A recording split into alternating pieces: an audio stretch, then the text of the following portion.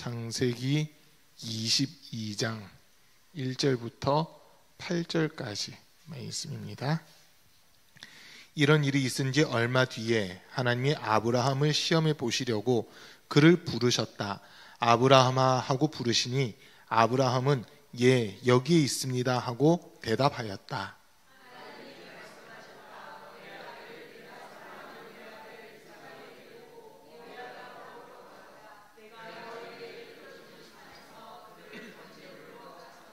아브라함이 다음날 아침에 일찍이 일어나서 나귀의 등에 안장을 얹었다. 그는 두 종과 아들 이삭에게도 길을 떠날 준비를 시켰다. 번제에 쓸 장작을 다 쪼개어 가지고서 그는 하나님이 그에게 말씀하신 그곳으로 길을 떠났다.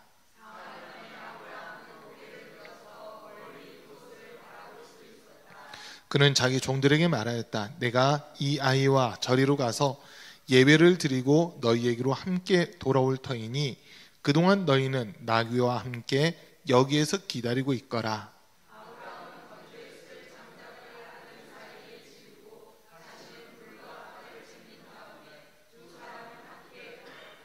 이삭이 그의 아버지 아브라함에게 말하였다. 그가 아버지 하고 부르자 아브라함이 얘야 왜 그러느냐 하고 대답하였다. 이삭이 물었다. 불과 장작은 여기에 있습니다마는 번제로 바칠 어린 양은 어디에 있습니까?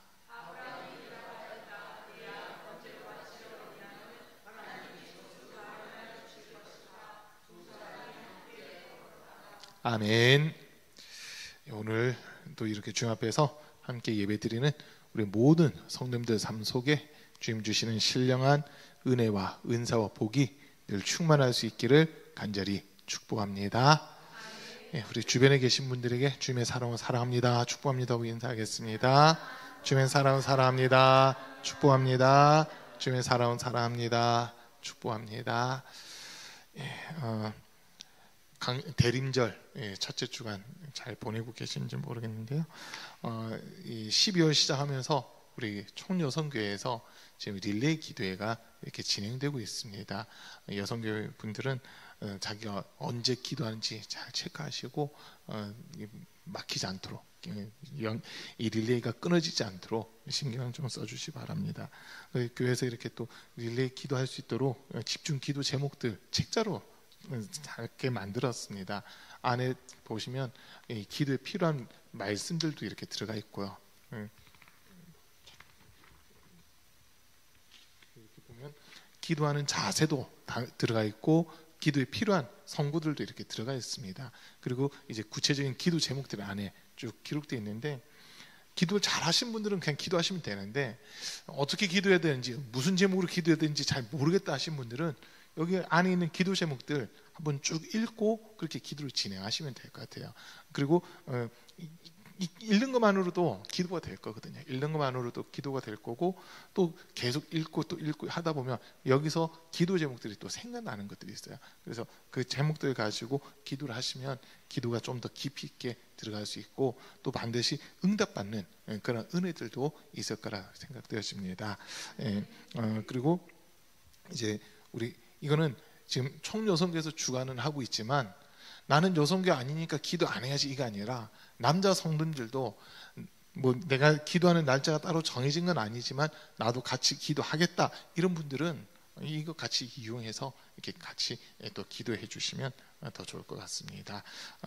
디모데전서에서 또 보면 하나님의 말씀과 기도로 거룩하여진다라고 이렇게 말씀 주시고 또 한 해를 마무리하는 시점 또 새로운 한 해를 시작하는 시점에서 우리가 기도하면서 주님의 도움을 구하고 주님 앞에 바르게 설 수 있는 그런 모습들이 요구되기도 합니다. 그래서 이 집중 기도의 제목들 이 책자를 우리 성도님들이 기도의 기간 이때만 쓰는 게 아니라 항상 맞아 이런 제목도 있었지 이런 제목도 있었지 하면서 또 한 번 더 생각할 수 있는 그런 부분들이 있으니까 많이 적극적으로 또 활용해 주시기 바랍니다. 필요하면 더 만들어 놓도록 하겠습니다. 엘리베이터 앞에 그 필경대 위에 보면 몇 권 이렇게 있으니까 필요하신 분들은 이렇게 참고해서 또 사용하시면 될 것 같습니다. 이번 주간 이제 우리가 아브라함에 대한 말씀들을 쭉 듣고 있는데요. 오늘 우리가 읽은 이 창세기 22장 말씀이 아브라함 삶 속에서 하나님이 아브라함을 극적으로 인정할 수밖에 없는 그 부분에 대한 말씀이거든요. 근데 오늘 말씀 제목을요, 제가 이렇게 잡았어요.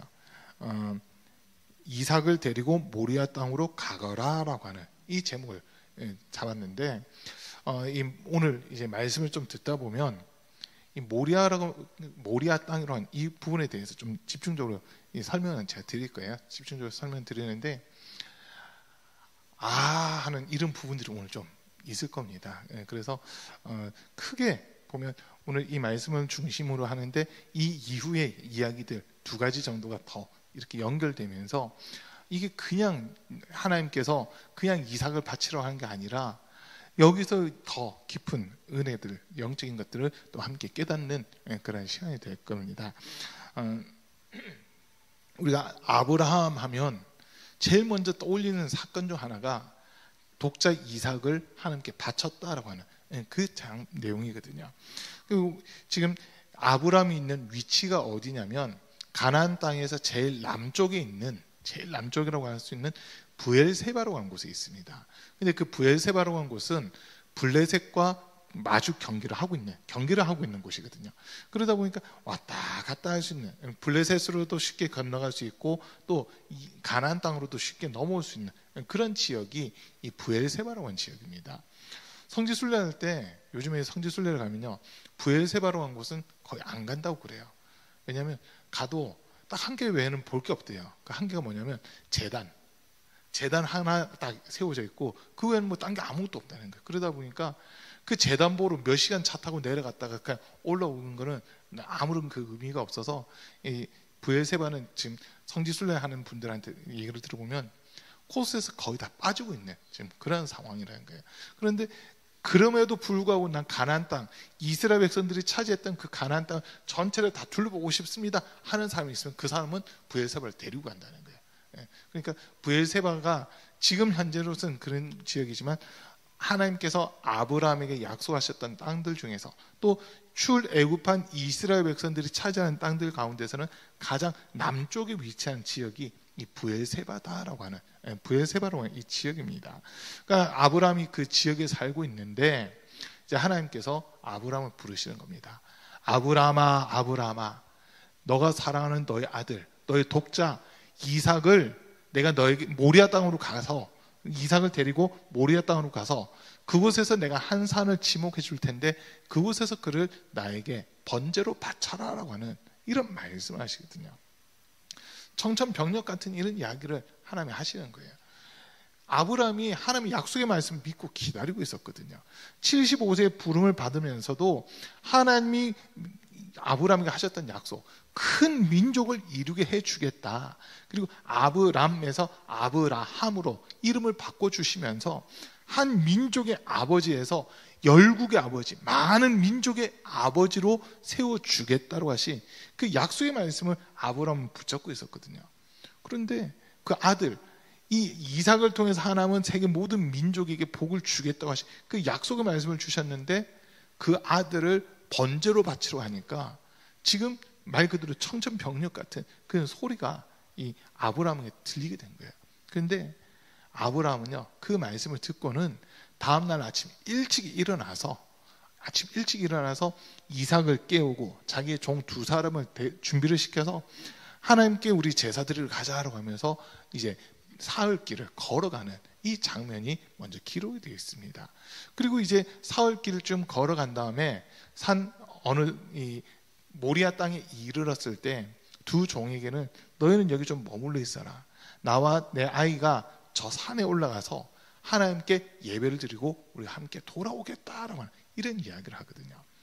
그러니까 이제 종들은 아무런 의심하지 않고 그 자리에 남아 있는 거고, 이 아브라함은 이제 자기 아들 이삭을 데리고 그 모리아 산으로 올라가는 거예요. 하나님이 말씀하신 한 산으로 올라가는 겁니다.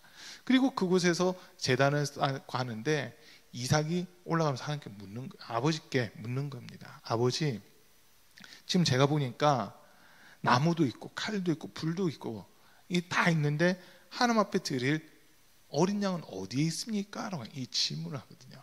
그 질문에 아브라함은 하나님이 자기를 위하여 친히 준비하신다로 그 말을 하면서 함께 올라가는 지금 이 장면이 오늘 우리가 읽은 그 장면입니다. 위에 올라가서는 우리가 잘 아는 대로 아브라함이 이삭을 칼로 찔러 죽이려고 하는 그 순간에 하나님이 급하게 아브라함아 아브라함아 네 아들 네 독자 이삭에게 아무 일도 하지 마라.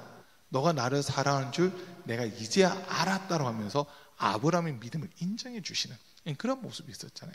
그리고 아브라함이 뒤를 돌아봤을 때 순양 한 마리가 나뭇가지에 걸려서 그 뿔이 나뭇가지에 걸려서 움직이지 못하고 있는 그 양을 보고는 그 양을 대신해서 하나님께 번제로 드리고 내려오는 이 장면이거든요. 자, 근데 지금 여기서 이제 우리가 생각해 볼 수 있는 것들이 몇 가지가 있어요. 창세기 지금 아브라함 같은 경우 아브라함, 이삭 이 사람들이 등장하고 있는 거는요. 예수님 태어나시기 전 거의 2000년쯤 전이라고 보시면 돼요. 예수님 태어나시기 전 거의 2000년쯤 2000년에서 1900년 전 뭐 한 그 사이 이렇게 될 텐데 그때 이제부터 하나님께서 이 아브라함과 이삭을 통해서 보여주신 것들이 있거든요. 뭐냐면 예수님을 벌써부터 보여주고 계신 거예요. 예수님과 대략적으로 이렇게 계산을 하고 봐도 약 2000년 가까운 시간이 이렇게 텀이 생기는데도 하나님께서 아브라함을 통해서 예수님을 먼저 보여주고 있는 지금 이 모습을 우리가 발견하게 되거든요.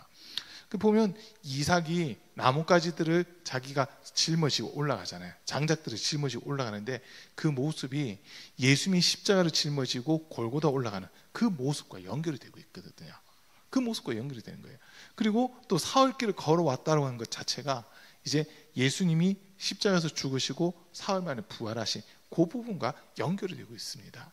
그리고 또 더 중요한 거는 이제 이 모리아라고 하는 산, 이 지역이거든요. 오늘 이제 이 지역 가지고 좀 말씀을 드리는 건데 오늘 이 사건을 통해서 하나님이 진짜 우리에게 주신 말씀이 있다는 거예요. 자, 지금 우리가 성경에서 그냥 모리아 산, 모리아 땅에 있는 한 산 이렇게 이야기하다 보니까 거기가 어디쯤인지 여러분 혹시 감이 잡히세요? 감이 안 잡히시죠? 이스라엘 가봤어야 그 감이 잡히죠. 그죠?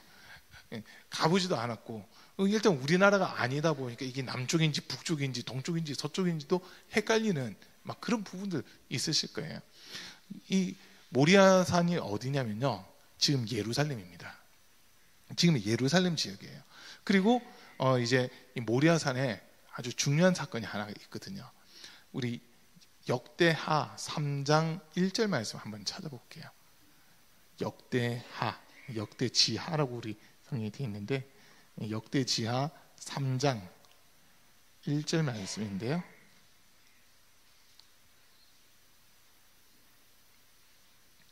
역대지하 3장 1절 말씀, 1절 말씀 우리 한번 같이 한 목소리로 읽겠습니다. 시작. 솔로몬은 예루살렘 모리아 산에 주님의 성전을 짓기 시작하였다. 그곳은 주님께서 그의 아버지 다윗에게 나타나셨던 곳이다.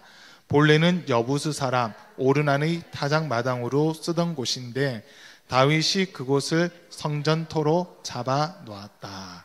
자, 지금 예루살렘의 모리아 산, 여기가 이제 성전을 건축하는 장소다라고 그렇게 일러주고 있습니다. 자, 성경 전체를 놓고 봐도 모리아라고 하는 이 지역 이름은 딱 두 군데밖에 안 나와요. 창세기 22장에서 모리아 이름이 나오고요. 금방 읽은 역대지하 3장에서 이 모리아라고 하는 이름이 지명이 딱 나오거든요. 이 딱 두 번밖에 기록되어 있지 않습니다. 자, 그런데 그 솔로몬이 성전을 건축했던 곳이 모리아산이라는 거예요. 모리아산인데 그 산을 이제 왜 거기에다 건축을 했느냐라고 했을 때 예루살렘 자체가 부산보다 더 산지입니다. 부산보다 더 산지예요.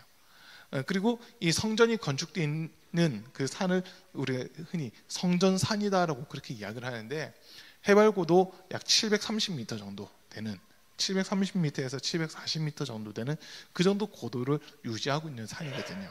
그러니까 낮은 산은 아니에요. 우리나라로 따지면 이제 대관령 고개 정도, 대관령에 있는 산지, 고랭지 그거 그분하고 높이가 비슷한 그런 곳이라고 보시면 되거든요. 자, 그런데 이곳은 이제 다윗이 하나님 앞에서 책망받는 사건이 하나가 있어요. 다윗이 자기 삶 전체를 놓고 보면 하나님 앞에서 딱 2번 책망을 받거든요. 2번 책망을 받는데, 하나는 우리아의 아내 바세바를 범한 거, 그거 때문에 책망을 받았고, 또 다른 하나가 뭐냐면 인구조사를 하는 겁니다. 인구조사를 다윗이 인구조사를 하려고 했을 때 신하들이 사실 다 말렸거든요. 이거는 하나님도 기뻐하시지 않습니다라고 해서 다 말렸는데, 다윗이 인구조사를 강행을 하잖아요. 그게 하나님 앞에서 죄가 되고 악이 돼서 하나님이 다윗에게 진노를 하시는 거예요. 진노를 하시는데 3가지 중 하나를 선택하라고 하면서 이렇게 말씀하시거든요. 그 3가지가 뭐냐면 7년 동안 너가 원수들에게 쫓겨다니는 거, 첫 번째. 2번째는 전쟁이 나서 사람들이 한 달 동안 사람들이 이 전쟁으로 말미암아서 많이 죽는 거. 또 3번째는 일주일 동안 질병으로 인해서 사람들이 죽는 거. 어떤 거 할래라고 하는 이 말씀을 주시는 거예요. 그때 이제 다윗은 3번째 거를 선택하거든요. 연병이 이제 돌면서 사람들이 약 7만 명 가량이 죽게 되는 그런 일들이 일어납니다. 그리고 나서 이제 하나님 앞에서 하나님이 뜻을 꺾으시고 다윗에게 다시 한 번 더 용서해 주겠다면서 기회를 주시는 그 장면이 나오거든요. 그때 이 여부스의 오르난이라고 하는 사람의 타작마당에 가서 그곳에서 하나님 앞에 제사를 드리기 위해 그 일들을 하게 되는데, 오르난이 하나님 앞에 제사 드린다고 하니까 우리 땅 얼마든지 쓰십시오라고 그렇게 얘기를 해요. 그런데 다윗이 아니다, 이 땅을 내게 팔아라, 이 땅을 내게 팔고 내가 이 땅에 대한 돈을 두둑히 줄 테니까, 충분히 줄 테니까 이 땅을 내게 팔아라고 하거든요.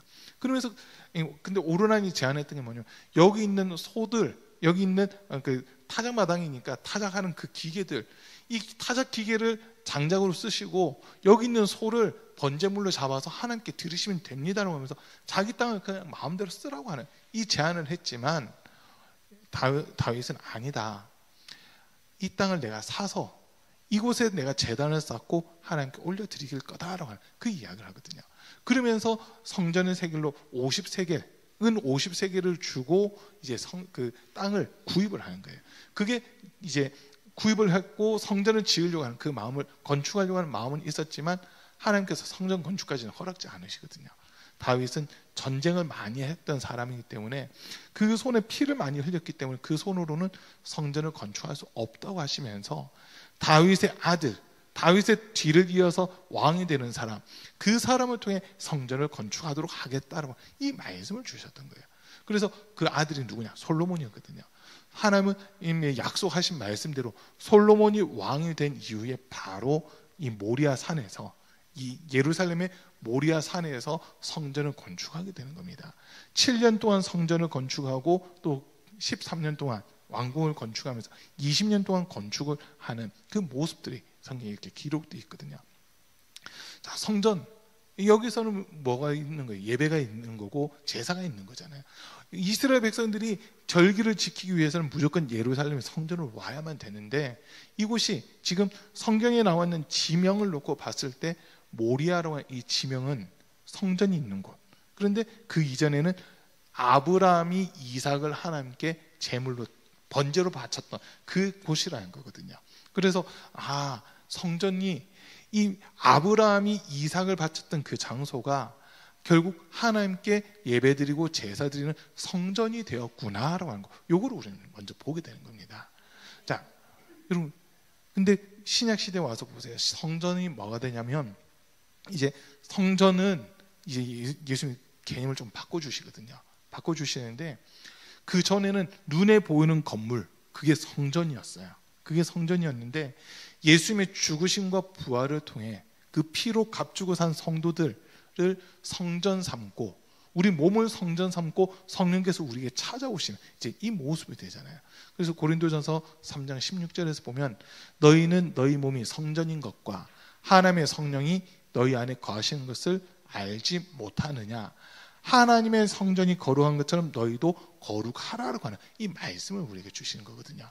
그래서 우리는 예수님 믿는 믿음이 있고 성령께서 나와 함께 하시는 우리 몸 자체가 또 성전이 된다라고 하는 이 개념을 갖게 되는 겁니다. 자, 그리고 예배 처소라고 하는 이 부분에서는 성전에서 이제 교회라고 하는 개념으로 바뀌게 되잖아요. 그 사도행전 20장 28절 말씀을 보면 에베소 교회 장로들에게 바울이 권면하거든요. 마지막 설교를 하면서 뭐라고 하냐면 여러분들은 여러분들과 또 양떼들을 위하여 스스로 삼가하십시오라고 하는 그 이야기를 해요. 그러면서 하는 이야기가 뭐냐면 하나님께서 여러분들을 자기의 피로 값주고 세우신 이 교회를 감독하게끔 하셨다. 그러니까 여러분 스스로가 행동하는 거, 생활하는 거 하나하나를 차단하고 조심해야 된다고 그 말씀 주시거든요. 이 말씀 한번 읽어볼게요. 여러분은 자기를 위하여 또는 온 양떼를 위하여 삼가라. 성령이 그들 가운데 여러분을 감독자로 삼고 하나님이 자기 피로 사신 교회를 보살피게 하셨느니라. 이 교회라고 하는 개념으로 이제 바꿔주시는데 자기의 피로 값주고 샀다라고, 하나님이 자기의 피로 값주고 샀다라고 그 말씀을 지금 하고 있거든요. 그래서 이게 지금 아브라함이 이삭을 바쳤던 그 장소가 솔로몬 시대 때 예루살렘 성전이 돼요. 성전이 되고 이제 이 성전에 대해서 예수님 하신 말씀이 2성전, 3성전 막 이렇게 얘기를 하는데 솔로몬 때 지었던 성전이 남유다가 멸망하면서 주전 586년에 남유다가 멸망할 때 성전이 무너지거든요. 무너졌다기보다는 이제 예루살렘에 사람들이 없으니까 성전이 그냥 황폐하게 되는 거예요. 그리고 70년 만에 돌아온 이스라엘 백성들이 에스라, 느헤미야, 학개 뭐 이런 사람들 중심으로 또 여룻바알이라든지 이런 사람들을 중심으로 해서 성전을 재건하는, 성전 건축도 하고 성벽도 재건하는 막 그 일들이 있잖아요. 그러면 그 이후에 또 이제 성전이 한번 무너지는 거예요. 무너졌다가 이제 이 바벨론이 무너지고 페르시아가 무너진 이후에 로마가 제국을 이제 차지하거든요. 그때 분봉왕이라고 하는 것을 세우게 되는 겁니다. 황제가 자기 마음에 맞는 사람들을 왕으로 세워서 그 나라의 통치권을 주는 거예요. 만약 식민지 중에 이 나라의 왕이 누구냐? 혈통적으로 내려온 왕이 있으니까 그 왕을 상징적으로 세워놓고, 상징적으로 세워놔요. 그리고 이름을 분봉왕이라고 하는 거예요. 완전한 통치권이 있는 게 아니라 황제의 칙령을 받고 황제의 지도를 받으면서 나라를 이끌어 나가야 되는. 그러니까 독립되지 못하는 거죠. 상징적으로 왕은 세웠는데 이 왕을 또 옆에서 감독하라고 이렇게 견제하기 위해서 또 총독을 파견합니다. 왕이 제대로 하고 있나 안 하고 있나.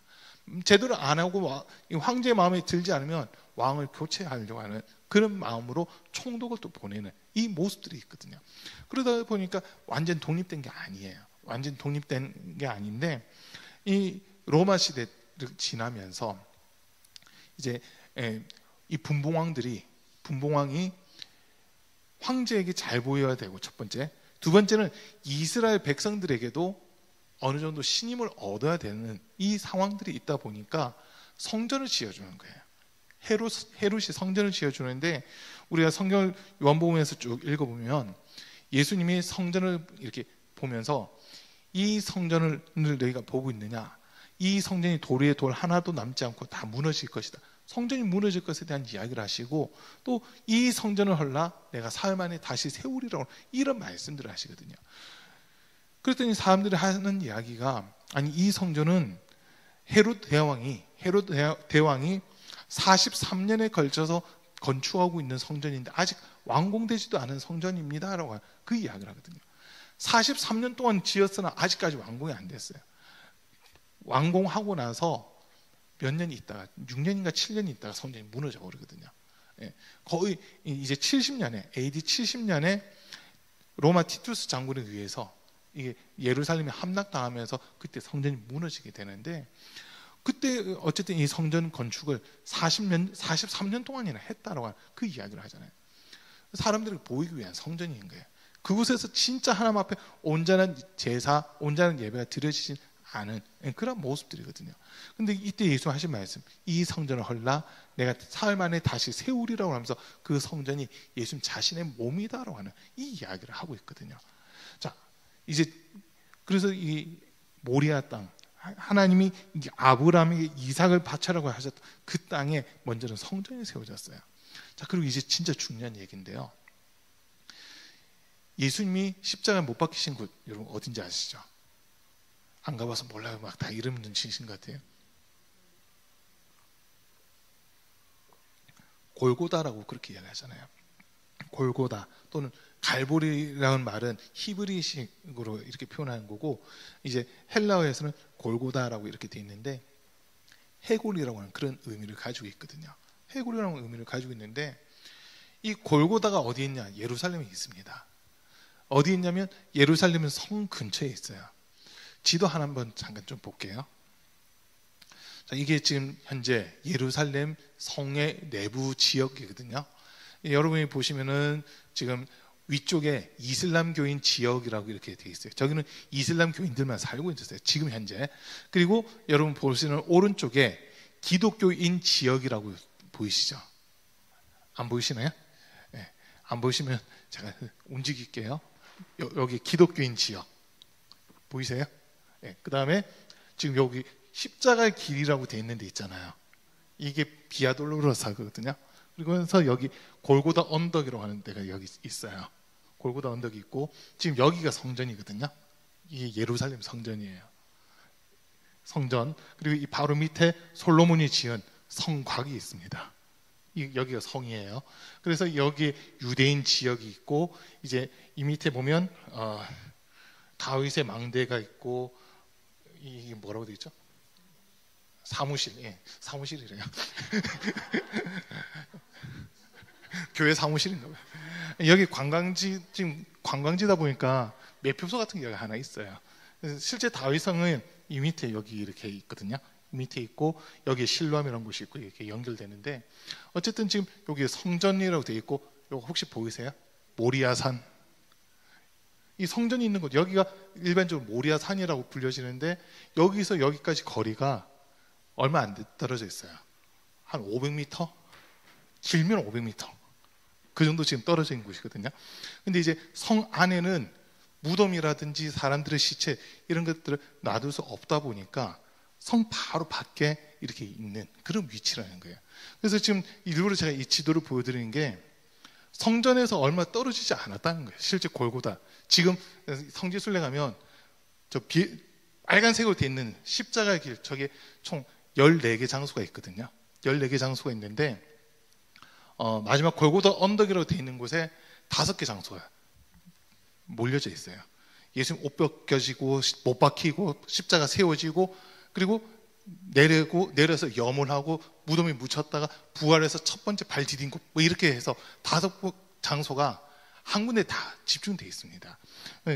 그런데 지금 여러분이 이렇게 보시더라도 이 성 크기가 그렇게 큰 성이 아니에요.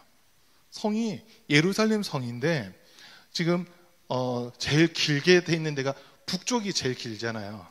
북쪽 보면 세문이라고 하는 곳이 있고, 헤롯문을 지나서 꺾이는 부분들이 있거든요. 그러니까 여기 세문, 그 다음에 저 위에 헤롯문 지나서 여기 꺾이는 여기까지 해가지고 길이가 한 400m 정도 된대요. 460m 정도. 460m 정도 되고, 그 다음에 뭐 이 둘레가 다 해가지고도 4km가 성 주변, 성곽 그 주변까지 다 해도 4km가 채 안 된다고 그러거든요. 그래서 실제 저 십자가 길이라고 돼 있는데도 지금 이렇게 갔다가 꺾어서 이렇게 움직이는데 저 거리가 600m 정도래요. 600m 정도. 600m 정도 되고, 근데 저 돌려고 하면 설명을 듣다 보니까 2시간 걸리더라고요. 각 코스마다 설명 다 해주거든요. 설명 듣고 해서 14개 설명 들으니까 딱 2시간 걸리는 거예요.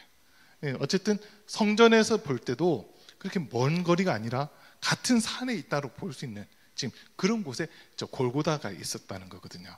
네, 이제 저 지도는 필요하시면 제가 이따가 뭐 그 단톡방에 하나 올리든지 할게요.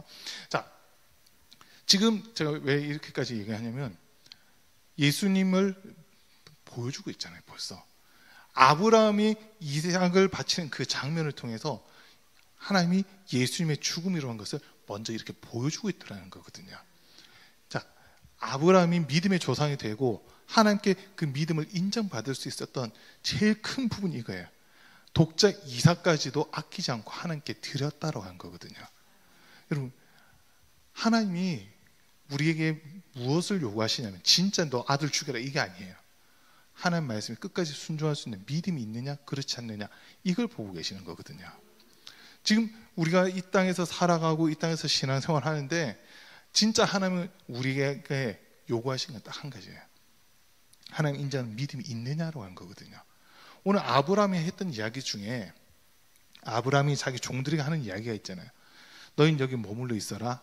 나와 내 아이가 저 산에 올라가서 하나님께 예배 드리고 우리가 함께 내려오겠다는 이 말 속에 부활신앙이 담겨져 있는 겁니다. 하나님이 이미 아브라함에게 약속하셨잖아요. 너 아내 사라를 통해서 태어나는 아이, 이 아이가 내가 약속한 아이고 이 아이를 통해 큰 민족을 이룰 것이다. 이 아이를 통해 사라를 통해 태어나는 사람, 이 아이를 통해서만 내가 복을 너희 후손에게 줄 거다. 모든 사람들이 복되게 해줄 거다라고 이 약속의 말씀을 주셨어요. 자, 그런데 하나님은 그 이삭을 번제로 바치러 하시잖아요. 번제로 바치러 하실 때 아브라함이 가진 생각은 딱 한 가지입니다. 하나님이 이 아이를 바치러 하셔서 번제로 제물로 삼아서 하나님 앞에 드린다 하더라도 하나님이 이 아이를 다시 살려줄 거다라는 그 믿음이 있었던 거거든요. 그러니까 종들에게 하는 이야기가 우리가 하나님께 예배하고 우리가 함께 내려오겠다라고 이런 표현을 하고 있는 거예요. 하나님이 약속하신 부분이 있으니까 그 약속을 이루시기 위해서는 죽어도 살리시고 그리고 죽는 그 마지막 순간에도 하나님이 살려주실 거다라고 그 한 가지 믿음이 있었던 거거든요. 그러니까 두렵지 않은 거예요. 왜냐하면 욥기에 보면 욥이 그런 얘기 하잖아요. 주신 분도 하나님이시오 취하신 분도 하나님이시다라고 그 고백을 하는데 그 고백이 어떻게 보면 아브라함의 고백인 거예요. 아브라함이 주신 분 하나님이시고 이 아이들을 달라고 하신 분도 하나님이시고 또 복을 약속하신 분도 하나님이시니까 이 아들 내가 하나님 앞에 드려도 하나님이 다시 살리시든지 해서 이 복이 이어지게끔 한다라는 그 흔들리지 않는 믿음을 아브라함이 가지고 있었던 거거든요. 이 시험을 통해서 아브라함의 믿음이 온전히 인정받는 거예요. 아브라함아 너가 나를 사랑한 줄 이제서야 내가 알겠다라고 하는 이 한마디 말씀을 통해서 하나님이 아브라함을 책임지시는 거거든요. 하나님이 아브라함을 책임지시는 거예요. 자, 아브라함의 삶을 놓고 보면 계속 창세기 12장부터 22장까지 오는 데 있어서 아브라함의 삶이 편했던 적이 한 번도 없어요. 좀 이제 편안하려고 하니까 갈대우를 떠나라고 해요. 아버지 집을 떠나라고 해요.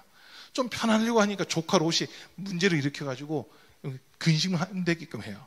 그런데 그 문제가 또 더 심각해져요. 소돔 성을 향으로 갔는데 그곳에서 전쟁이 나서 포로로 끌려가니까 근심은 연속이에요. 근심의 연속이에요.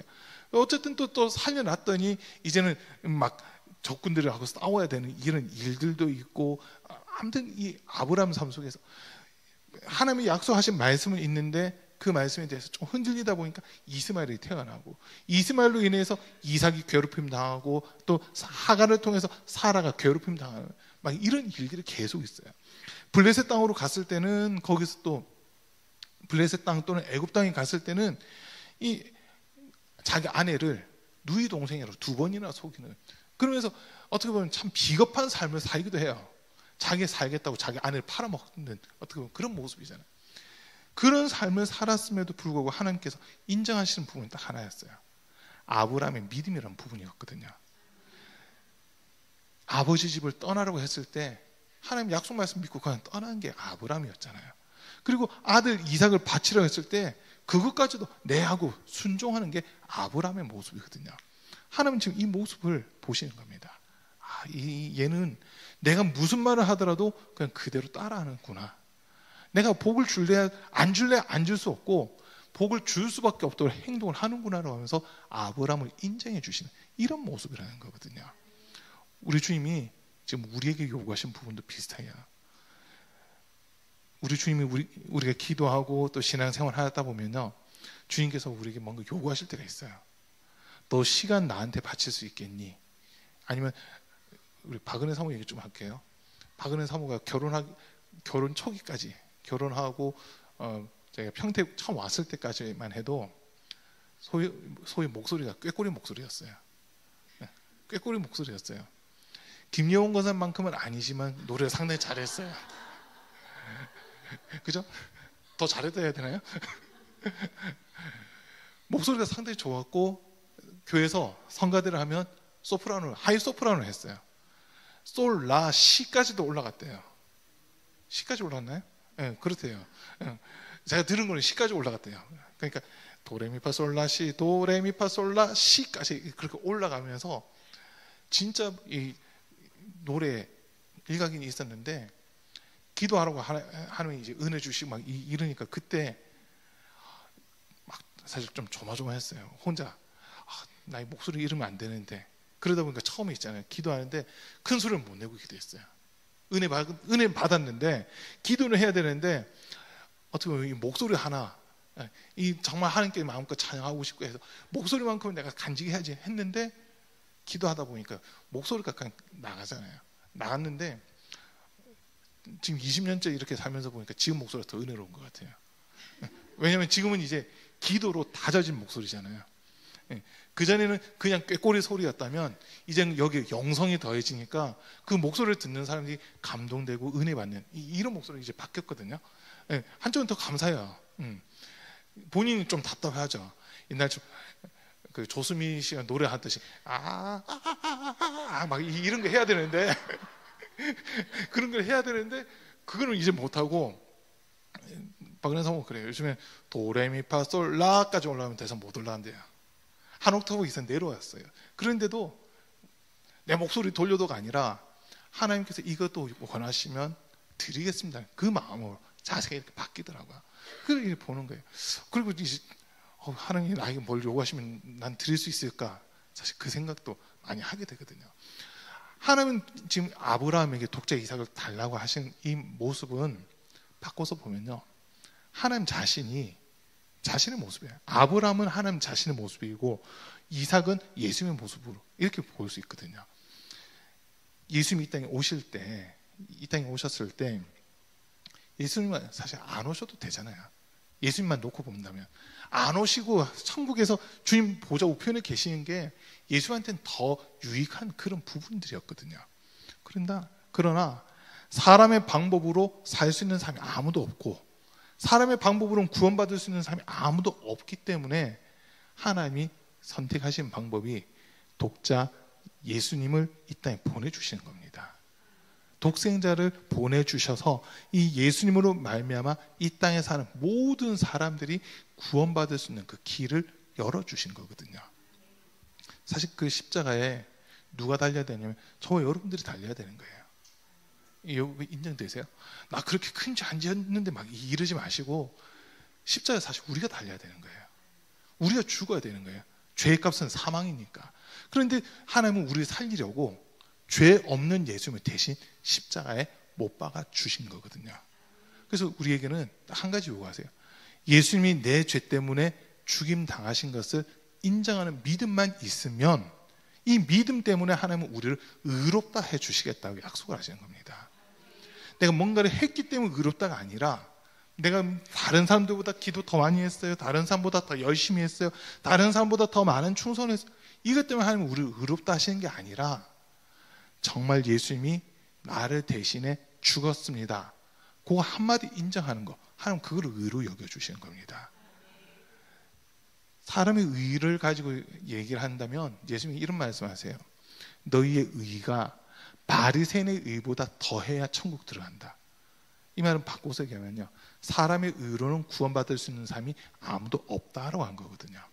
아무도 없어요. 그러나 하나님은 예수 그리스도를 믿는 그 믿음을 보시고 우리를 의롭다라고 인정해 주시는 겁니다. 의롭다고 인정해 주시는 거예요. 제가 잠깐 설명을 드렸는데 한자에서 보면 오를 의자 있잖아요. 오를 의. 그 글씨를 보면 위에는 양양자예요. 그리고 밑에는 나아자거든요. 근데 나아자도 다시 보니까 손수자에 창구자가 결합되어 있더라고요. 손에 창 이게 나라는 존재예요. 근데 내 위에 누가 있냐면 양이 있어요. 내가 손에 든 창으로 그 양을 찔러야 되는 거거든요. 그 양을 찌르면 피가 막 흐르잖아요. 그 피가 덮여져 있는 이 모습을 보면서 하나님이 옳다라고 인정해 주신다는 거예요. 우리가 뭔가를 했기 때문에 옳다가 아니라 내가 예수님을 죽였습니다. 내가 예수님을 찔렀습니다. 내가 예수님을 못 박았습니다 하고 인정하는 순간 그 피가 우리를 덮으면서 너의 모든 죄는 사해졌다라고 이야기해 주시는 거거든요. 그래서 우리가 기독교의 의라고 하는 건요, 사람의 어떤 행위에서 난 의가 아니라 믿음으로 말미암는 의. 성경 이거 한 가지 이야기하는 겁니다. 이게 하나님이 우리에게 보여주신 의라고 하는 거거든요. 자, 오늘 이 모리아 땅 잠깐 이렇게 살펴봤는데, 여러분, 아브라함은 하나님 말씀에 순종해서 이삭을 드렸어요. 근데 아브라함은 사실 그곳에 성전이 세워질 거라고 생각도 못했습니다. 그리고 더 나아가 그곳에서 온 인류를 구원할 예수님이 십자가 못 박힐 것이라는 것을 아브라함은 알지도 못했어요. 그러나 하나님의 계획 속에는 순종하는 이 모습을 통해서 예수님 오실 길들을 그때부터 준비를 하고 계셨던 거거든요. 예수님이 이 땅에 오셔서 어떻게 죽임 당하시는지, 어떻게 고난 당하셔야 될지를 아브라함을 통해서 다 보여주신 겁니다. 그렇기 때문에 아브라함의 혈통을 타고 예수님이 내려올 수밖에 없는 그 모습이라는 거거든요. 자, 여러분, 제가 성경 보면서 깨닫는 게 한 가지 있어요. 죄의 속성은 아버지를 통해서 자녀들에게 거의 전가가 됩니다. 그런데 영적인 속성 있잖아요. 은혜 받고 성령 충만하고 이런 부분들은 거의가 어머니를 통해서 자녀들에게 전가가 되거든요. 모세를 보는 거예요. 모세를 보면 어머니 요게벳을 통해서 요게벳이 낳았어요. 그런데 엄마라는 얘기는 못하고 유모라 해가지고 젖먹이로 이렇게 왕궁에 들어가잖아요. 젖 뗄 때까지 가르치는 거예요. 기도해 주면서 가르치는 거예요. 너는 하나님의 백성이다. 구별된 하나님의 백성이다. 계속 그 말을 심어주는 거죠. 그러면서 이제 기도를 했겠죠. 하나님, 이 아이 말을 통해서 하나님 큰 뜻 이루어 주십시오. 어떻게 보면 그런 기도를 계속 했을 거예요. 요즘은 뭐 아기들, 어머니들이 아기 놓고 나면 한 10개월 정도, 10개월 내지 돌 무렵까지 이렇게 젖을 먹이잖아요. 근데 옛날 사람들은 한 3돌까지 아기들한테 젖을 먹였다는 거예요. 3돌, 4돌 이때까지 젖을 먹이다 보니까 아기들이 말귀를 다 알아듣는 거예요. 다 알아들어요. 너는 하나님의 백성이다. 이게 각인이 되는 거죠. 각인이 되는 거예요. 애들 쌍둥이를 키우는 집도 그렇고 아기들 키우는 집들 이렇게 보면요, 부모님들이 계속해서 아이의 이름을 불러주거든요. 애기 보면서 어이 야 이렇게는 안 하잖아요. 우르르 깎고 뭐 이런 거는 하더라도 애기 이름을 계속 불러준다고요.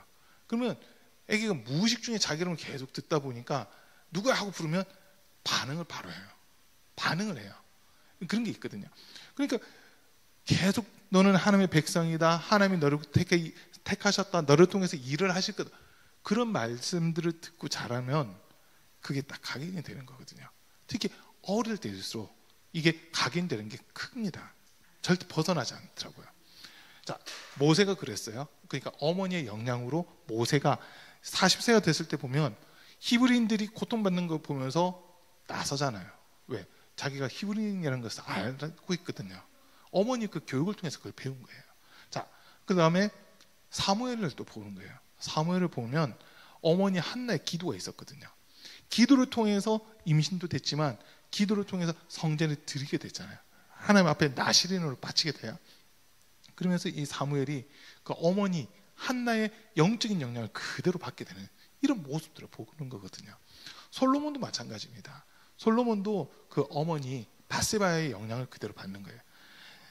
뭐 그전에 뭐 이게 육체적으로 잘못한 부분들도 있었지만 하나님께서 너를 지목하셨다. 다른 형제들 봐라. 너 형제들 뭐 압살롬도 있고 누구도 있고 누구도 있는데 그들이 왕이 되는 게 아니라 하나님이 너를 지목해서 왕이 되게끔 하셨다. 이거를 가르쳐 주는 거거든요. 그러니까 처음에 이 솔로몬이 하나님 앞에 하나님이 정말 기뻐하실 만한 그런 기도를 올려드리는 이 모습들이 있었어요. 나중에 이방인들하고 결혼하다 이제 망해서 그런 거지. 나중에 돌아옵니다. 인생 말미에 돌아와요. 돌아오는데 어쨌든 그 어머니의 영향이 그대로 있었다는 거거든요. 그리고 디모데를 보는 거죠. 디모데 후서에서 이렇게 보면 디모데의 이 믿음을 대해서 바울이 이야기를 하는데 외조모 로이스 어머니 유니게를 통해서 그 믿음을 너가 그대로 이어받았다라고 그 말을 하고 있거든요. 자녀들은 믿음은 어떻게 보면 어머니를 통해서 영적인 이 부분은 어머니를 통해서 자녀에게 전가되는 그런 모습들을 많이 보게 돼요. 자, 사라 지금 사라도 보면 아브라함의 부인 사라도 처음에는 자기도 믿지 못했어요. 90살이 됐는데 하나님이 너 내년에 이맘때쯤 아기 낳는데 잃어버리시니까 웃었잖아요. 그 웃음이 믿지 못하는 웃음이었거든요. 허탈한 웃음 같은 거예요. 아니 하나님 이런 장난도 치시네 막 이런 웃음 있잖아요. 믿지 못하는 그런 조소 섞인 듯한 웃음이었지만 하나님 그 웃음을 바꿔주셨거든요. 이름을 이삭이라고 지어라고 하잖아요. 진짜 기쁨의 웃음을 주시고 감격의 웃음을 주시고 또 감사의 웃음을 주시더라는 거예요. 그러니까 이삭이 그 어머니 기도를 얼마나 많이 받았겠어요. 자, 그리고 제가 오늘 이 말씀 준비하면서 몇 가지 자료들 쭉 찾다 보니까 재밌는 걸 하나 발견했거든요. 이때 이삭의 나이가 몇 살이냐는 거예요. 요세푸스라고 하는 그 고대 역사학자가 있어요. 그 사람의 글에는 이삭이 25세쯤 됐다라고 기록하고 있어요. 그리고 탈무드에서는 이삭의 나이가 37세로 기록하고 있대요. 근데 제가 재밌는 걸 하나 발견한 게 뭐냐면 요세푸스라고 하는 사람의 글, 또 탈무드의 글에는 서로 나이가 완전 다르게 돼 있잖아요. 25세, 37세. 근데 제가 찾은 자료가 뭐냐면 이 둘을 합해가지고 그 둘의 평균 나이를 딱 잡는 거예요. 그러니까 31살, 32살쯤 된다는 거예요. 근데 그 나이가 예수님 실제 나이랑 비슷하게 되거든요. 예수님 실제 나이랑 비슷하게 되거든요. 예수님 고난 당하신 것도 딱 그 위치가 되고 나이도 그 나이대가 되는 이런 부분들이 이렇게 보이더라고요. 와, 이것까지도 하나님이 이삭을 통해서 보여주시는구나. 아브라함의 순종하는 모습을 통해서 아브라함의 순종하는 모습을 어떻게 보면 이삭이 그대로 따라간 거거든요. 하나님 말씀에 대해서 아니오가 아니라 예하는 거예요. 고린도후서 1장에서 보면 그리스도 안에서는 모든 것이 다 예가 되나니 아멘하여 하나님께 영광 돌리게 하셨다라고 이 말씀을 주시거든요. 여러분 하나님 말씀에 그건 전 못하겠는데가 아니라 하나님의 말씀이라면 네 그거 제가 하겠습니다. 하나님 말씀이라면 네 그거 제가 순종하겠습니다. 어떠한 어려움이 있어도 어떠한 감당하기 어렵다 하더라도 제가 한번 해보겠습니다라고 나서는 거. 하나님 그걸 믿음으로 보시는 겁니다. 그게 믿음이에요.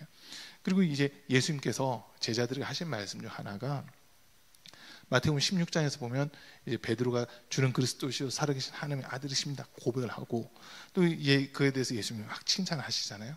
그리고 나서 예수님은 자기의 죽음에 대해서 첫 번째로 제자들에게 말씀을 하시는데 베드로가 그걸 막아서요. 그런 일이 죽게 일어나면 안 됩니다. 막 막아서요. 그때 예수님은 사단아 내 뒤로 물러나라. 너가 사람의 일을 생각하고 하나님의 일을 생각지 않는도다라고 하면서 베드로를 책망하시잖아요. 그 다음 장면이 뭐냐면요. 누구든지 나를 따르려거든 자기를 부인하고 자기 십자가를 지고 나를 따를 것이니라. 자기 목숨을 얻고자 하는 자는 잃을 것이고 또 나를 위하여 자기 목숨을 잃는 자들은 얻을 것이다라고 이 말씀을 예수님이 하시거든요. 그래서 이 말씀을 이렇게 보면서 예수님이 지금 우리에게 요구하시는 게 주님 가신 길을 그대로 따라오라고 하는 이 말씀을 하신다는 거거든요. 어떻게 보면 이삭은 예수님보다 먼저 태어났었지만 육체적으로는 먼저 태어났었지만 예수님이 가신 길 그대로 가는 거예요. 역으로 본다면 예수님 가신 길 그대로 가는 거예요. 나이도 그렇죠. 나무 장작들을 짊어진 것이 예수님이 십자가 짊어진 것과 비슷한 이 모습이죠. 또 이삭이 번제로 바쳐졌던 그 위치가 예수님이 십자가에 못 박혔던 갈보리라는 그 위치가 비슷한 그 위치들이죠. 이러니까 그걸 보면서 와 하나님께서 이삭을 통해 예수님이 먼저 보여주셨구나. 예수님이 순종하시는 모습, 예수님이 하는 말씀에 아니요 하지 않고 도살장에 끌려가는 양처럼 묵묵히 그 길을 걸어가신 이 모습을 보여주시는구나라고 하는 거, 이걸 제가 깨닫는 거거든요. 그리고 이제 우리한테 적용을 시키는 거예요. 어떻게 보면 먼저 보여준 거를 예수님을 통해서 이루셨잖아요. 성경 구조가 이렇게 되어 있습니다. 구약은 이 땅에 오실 예수님을 예표하고 예언을 하는 그런 부분들입니다. 복음서는 이 땅에 오신 예언됐던 예수님에 대해서 실제 이렇게 오셨다라고 하는 것을 증명하는 거예요. 그리고 사도행전부터 요한계시록은 이 땅에 다시 오실 예수님을 맞이하기 위해서 성도들이 어떻게 살아야 된다, 그걸 가르쳐 주는 거거든요. 그러니까 구약에서는 예수님 오시면 이런 일들을 하실 거야, 이렇게 살아가실 거야, 그걸 먼저 보여주는 거예요. 이상의 모습을 통해서 본 겁니다. 그리고 예수님이 실질적으로 그 일을 하시고, 이제 예수님 이후에 살고 있는 우리에게는 너희도 이렇게 살아야 된다, 자기를 부인하고 자기 십자가를 지고 나를 따라와야 된다로, 이 말씀을 이제 우리에게 주시는 겁니다. 우리 사는 성도님들, 우리 주님 맞이할 준비하셔야 됩니다. 예수님이 언제 오실지 아무도 알지 못하지만 오늘 오신다 하더라도 우리가 아멘 주 예수 오시옵소서 하면서 주님 맞이할 준비하고 있으셔야 됩니다. 여러분, 좀 어려운 질문 한번 해볼게요. 진짜 예수님 맞이할 준비 되셨어요? 너무 어렵죠. 대답하기 너무 어려운 질문이죠. 그런데 질문을 할 수밖에 없어요. 언제 오실지 모르거든요. 예수님이 말씀하신 걸 놓고 보면요, 사람들이 평안하다 평안하다, 그때 예수님 재림하십니다.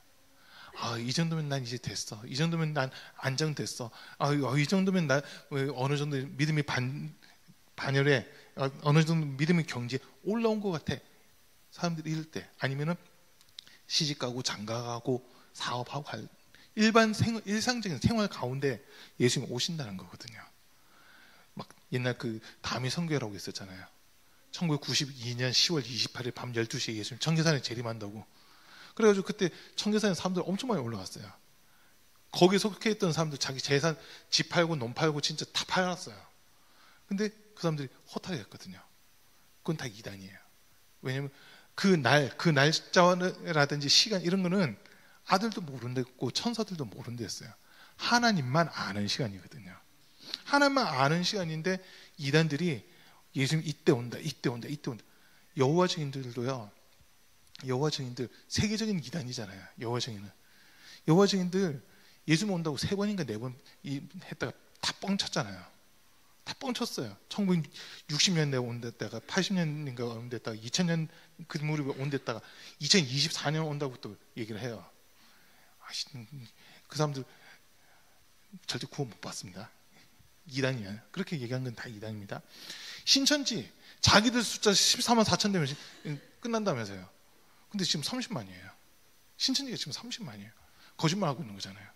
14만 4천 되면 자기들 영성 불산됐는데 지금 30만이거든요. 그러니까 이 사람들이 말을 바꿔요. 우리 가운데 가짜가 있다, 가라지가 있다, 알곡이 14만 4천 돼야 된다, 막 이러면서 알곡 더 모으라고 지금 그러고 있어요. 근데 참 이단은 시간이 지날수록 숫자가 늘어나는데, 너무 안타까운 걸, 진짜 예수 믿고 있는 교회와 교인들의 수는 줄어들고 있다는 거거든요. 이건 너무 속상하더라고요. 뭐 코로나 거치는 동안에 없어진 교회가 10,000개가 넘는다고 그러잖아요. 코로나 시기 거치면서 없어진 교회가 10,000개래요. 근데 더 충격적인 거는요, 줄어든 교인 수예요. 줄어든 교인 수. 한때 1,200만 명까지 얘기를 했거든요. 1,200만 명, 기독교인 1,200만 명 된다, 뭐 1,000만 명이다, 1,200만 명이다, 그 얘기가 있었는데, 지금 이렇게 들리는 얘기들로는 기독교 인구가 800만이 안 될 거라고 그래요. 400만 명이 줄어들었대요. 4, 5년 사이에. 10년이 안 되는 시간 안에 400만 명, 500만 명이 줄어든, 지금 막 그런 상황이 생기고 있거든요. 세상이 점점 편해지고 막 점점 이렇게 사람들 살기 좋은 그런 게 되다 보니까, 천국 그런 게 어디 있어? 이 땅에서 잘 먹고 잘 살면 되지. 이렇게 사람들의 생각이 바뀌고 있다는 거예요. 근데 이럴 때 주님 오신다는 거거든요. 이럴 때 주님 오시는 거예요. 그러면 마지막 때 우리 주님이 진짜 보고 싶은 게 뭐냐라고 했을 때, 몇 평 되는 집에 사느냐, 얼마나 좋은 차 타고 다니냐, 아니면 얼마나 좋은 학벌을 가지고 있느냐, 아니면 교회에서 어떤 일들을 하고 있느냐, 지금 그거 보고 싶어 하는 거 아니에요. 하나님의 말씀에 얼만큼 인정하고 순종하면서 얼마나 예수님을 인정하는 믿음을 가지고 있었느냐, 그 한 가지 보기를 원하시는 거거든요.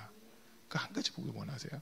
우리 오늘 금요기도에 참석하신 우리 사랑하는 성도님들, 우리 주님이 마지막 때 우리 주님의 저울을 달아보실 거거든요. 다니엘서 6장에서 보면, 다니엘서 5장에서 보면 벨사살 왕이 이제 느부갓네살 왕의 뒤를 이어서 벨사살이 왕이 되잖아요. 왕이 되고 나서 얼마 안 돼가지고 잔치를 여는데 온갖 그 방백들, 지도자들, 귀족들, 귀인들 막 이 사람들 다 초청해가지고 잔치를 하다 보니까 잔이 모자란 거예요. 그릇들이 모자란 거예요. 예루살렘 성전에서 가지고 온 금그릇, 은그릇 이 그릇들을 다 꺼내가지고 거기다 술을 따르고 부어라 마셔라 막 이러고 있잖아요. 그때 한 손이 나타나서 벽에다 막 글씨를 쓰거든요. 메네 메네 데겔 우바르신. 아무도 해석을 못해요. 다니엘이 그걸 해석하는데 하나님의 저울에 왕을 달았을 때 부족함이 보였다. 그래서 이 나라를 메대와 바사 두 나라로 쪼개서 없어지게끔 한다. 막 그런 얘기들을 하잖아요. 그래서 실질적으로 바벨론이라는 나라가 이 페르시아에 의해서 멸망당하는 겁니다. 페르시아에 의해서 멸망당해요. 그리고 이 페르시아 제국은 또 나중에 보면 그 앞에 바벨론 앞에는 아수르라고 하는 제국이 있었고요. 그 다음에 바벨론, 그 다음에 페르시아. 그 이유가 헬레니즘 문화와 로마 시대로 연결되거든요. 헬레니즘 문화, 헬레니즘 시대, 로마 시대가 좀 중요해요. 사실 역사적으로 보면 상당히 중요한 시기들인데 헬레니즘 문화를 통해서 언어가 이제 글자, 문자 이게 퍼져나가고요. 로마를 통해서 길이 만들어지거든요. 모든 길은 로마로 통한다고 막 그러잖아요. 우리가 알파벳 이렇게 얘기하는 게 헬라 처음 두 글자예요. 알파, 베타, 감마, 델타 이렇게 나가는데 알파, 베타 그 두 개 합해서 알파벳 이렇게 나오는 거거든요. 그러니까 영어로 하면 A, B, C, D 이렇게 나가야 되는데 알파벳이라고 하는 이유는 헬라어가 전 세계 글씨의 문자의 중심이 됐었다는 거죠. 그런 시기를 거쳤는데 너무 중요한 시기들이에요. 복음과도 관련해서 헬라어라고 하는 이 문자를 통해서 성경이 헬라어로 번역되기 시작하고 그리고 구약 성경도 헬라어로 번역이 된 거예요. 헬라어로 번역이 되고 성경 인쇄술이 발달하게 되는 그런 부분들이 있었고요. 또 길이 발전하면서 복음이 퍼져나가는 이 일들이 있었거든요. 그러면 지금 복음이 퍼져나갈 수 있는 모든 통로들은 다 열려 있어요. 이런 모습들을 볼 때 아 진짜 마지막 때가 다 됐구나. 진짜 마지막 때가 다 됐구나라고 하는 것을 우리 인식하고요. 우리 믿음 다시 한번 더 점검을 해야 되는 겁니다. 고린도후서 13장 5절에서 너희가 믿음 안에 있는가? 너희 스스로 시험하고 확증하라. 너희 안에 그리스도께서 계시지 않으면 너희는 버림받은 자다라고 이 말씀을 주시잖아요. 우리 믿음을 날마다 시험하고 확증해야 된다는 거예요. 여러분, 우리 믿음 딴 거 없습니다. 예수님이 우리 죄를 담당하고 십자가에서 고난당하시고 피 흘리시고 죽임 당하신 거 그리고 3일 만에 부활하심으로 우리의 주와 그리스도가 되신 것을 인정하는 거 이것만 믿음입니다. 내가 교회 몇 년 다녔는데 이건 믿음 아니에요. 내가 교회에서 어떤 직분 맡았는데 믿음 아닙니다. 주님이 보신 믿음은 딱 하나예요.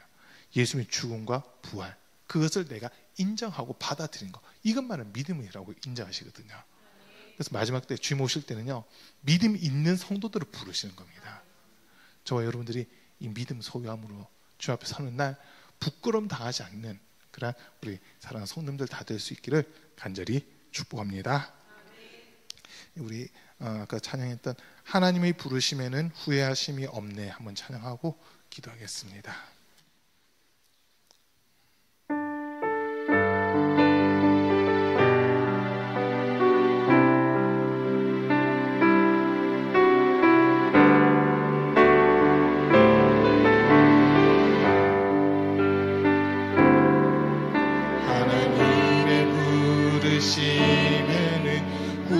후회하심이 없네.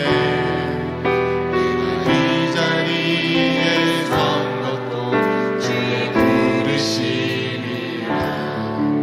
하나님의 부르심에는 결코 실수가 없네. 나를 부르신 하나님의 신실하심을 믿네.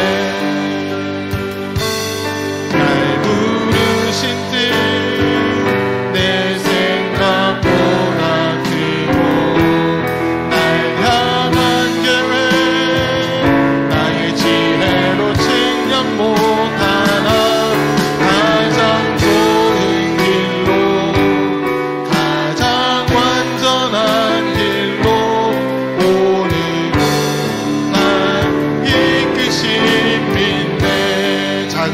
부르신 뜻은 나를 부르신 뜻은 나는 알 수 없지만 오직 감사와 순종으로 주의 길을 가리라.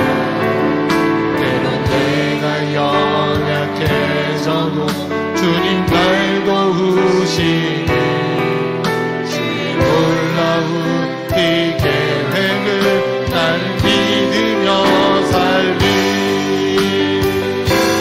날 부르신 뜻 내 생각보다 크고 날 향한 계획 나의 지혜로 측량 못하나 가장 좋은 길로 가장 완전한 길로 오늘도 날 이끄시니 하나님의 부르심에는 후회하심이 없네.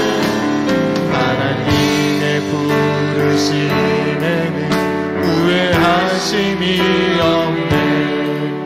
내가 이 자리에 선 것도 주의 부르심이라. 하나님의 부르심에는 결코 실수가 없네. 나를 부르신 하나님의 신실하심은 작은 나를 부르신 뜻을 나는 알 수 없지만 작은 나를 부르신 뜻을 나는 알 수 없지만 오직 감사와 순종으로 주의 길을 가리라. 때론 내가 연약해져도 주님 날 도우시니 주의 놀라운 이 계획을 믿으며 살리. 날 부르신 뜻 내 생각보다 크고 날 향한 계획 나의 지혜로 측량 못하나 가장 좋은 길로 완전한 길로 오늘도 날 이끄시니 날 부르신 뜻 날 부르신 뜻 내 생각보다 크고 날 향한 계획 나의 지혜로 측량 못하나 가장 좋은 길로 가장 완전한 길로 오늘도 날 이끄심이 신실하신 주를 찬양해. 신실하신 주를 찬양해.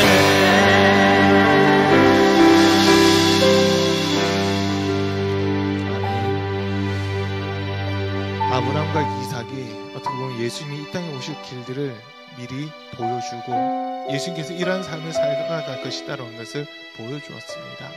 그리고 예수님께서 이 땅에 오셔서 정말 하나님의 아들로서 십자가에서 고난당하시고 죽임당하셨지만 다시 부활하심으로 우리의 주 또 우리의 그리스도가 되셨습니다.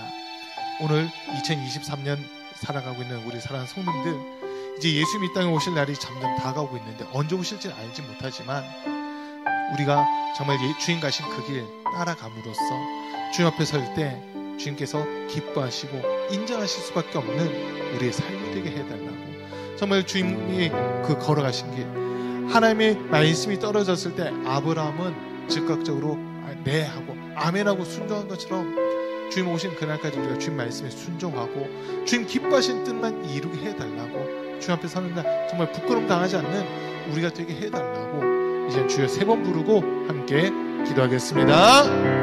주여